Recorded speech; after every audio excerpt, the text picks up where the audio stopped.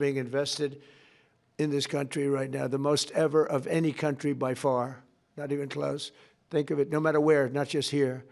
$18 trillion is coming in, and that money is being spent right now as we speak in new plants and equipments. And you may have heard Lee mention, I mentioned also, that over $100 billion is going to be spent in this very short period of time just by foreign auto companies on building auto plants in the United States. The greatest thing that ever happened to the United Auto Workers. You know, the head man was not been nice to me, but now I understand he's saying this is the greatest auto president in history. But the auto workers gave me their vote, and they knew what I was doing, and they know what needed to be done.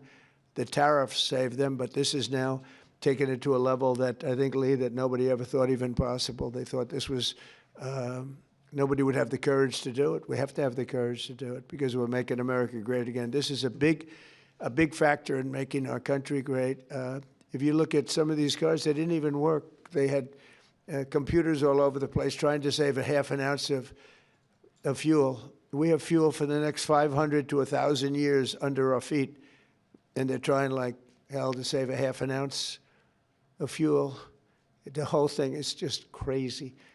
Please, go ahead, please. Mr. President, is climate cooperation with China no longer in America's interest? And could you please confirm that you are going to visit China the first week of April? Yeah, I'll be visiting President Xi in April. Look forward to it. He's coming here later in the year, and I look very much forward to it. No, our relationship with China is very good right now, and this is, you know, not relevant too much having to do with China, what we're announcing today. But no, my relationship with President Xi is very good. Yes? Mr. President, following your meeting with Prime Minister Netanyahu yesterday, has your thinking changed at all as it relates to these negotiations with Iran, no, or the timeline with Iran? We have to make a deal, otherwise it's going to be very traumatic. Very traumatic. I don't want that to happen, but we have to make a deal. They should have made a deal the first time, and they got Midnight Hammer instead.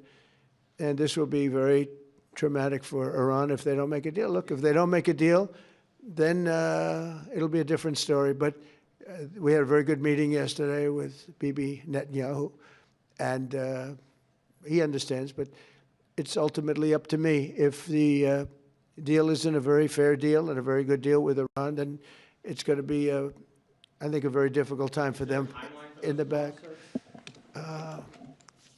I guess over the next month, something like that. Yeah, it shouldn't take, I mean, it should happen quickly. They should agree very quickly. Yeah. Mr. President, we might be heading into a partial government shutdown. When was the last time you spoke with Chuck Schumer, and do you still feel Democrats are negotiating in good faith? Well, a week ago I spoke, but, you know, we have to protect our law enforcement.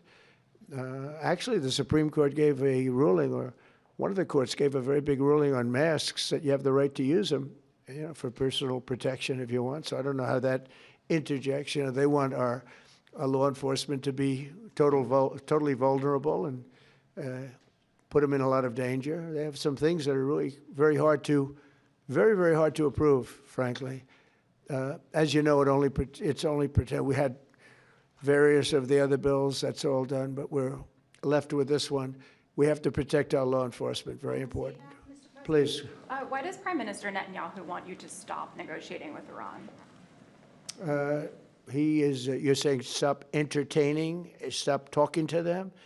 Didn't say that, we didn't discuss that. I'll talk to them as long as I like, and we'll see if we can get a deal with them, and if we can't, we'll have to go to phase two. Phase two will be very tough for them. I'm not looking for that. Mr. President, there are currently 0 Israeli hostages left in Gaza because of you. Thank you for that. And now that the war is ending in Gaza and Israel, I wanted to ask, do you believe Bibi bears any responsibility for the security failures that we saw on October 7th?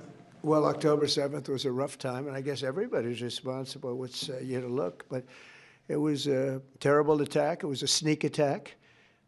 It was as violent as unfortunately, I've seen some of the results at levels that probably even you, good reporter, but probably you haven't seen. It was a horrible thing that took place. People were surprised. It was a surprise attack. Nobody saw that coming. He didn't see it coming. Nobody else would have seen it coming if they were in his position, I don't believe. But I can tell you he's been a very good wartime prime minister. He's been very strong. We've worked with him very well. We had tremendous success with Iran and everything else we've done. And he really has been. He's been, extraordinary as far as a wartime prime minister. Not easy. And, you have a president that refuses to give him a pardon. I think that man should be ashamed of himself. A pardon over this trial that's going on. The president of Israel, the primary power he's got is the power to give pardons. And he's not, he said he's given it 5 different times, but he doesn't want to do it because I guess he loses his power. I think the people of Israel should really shame him. He's disgraceful for not giving it. He should give it.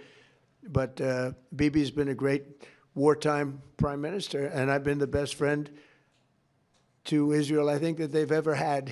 A lot of people say beyond presidents that they've ever had, and we will continue to be. Yes, ma'am. On the SAVE Act, Mr. President, voter ID polls very well nationally. Even the majority of Democrat voters want it. Right. So why do you think Senate Democrats are resisting the SAVE Act, and what is your strategy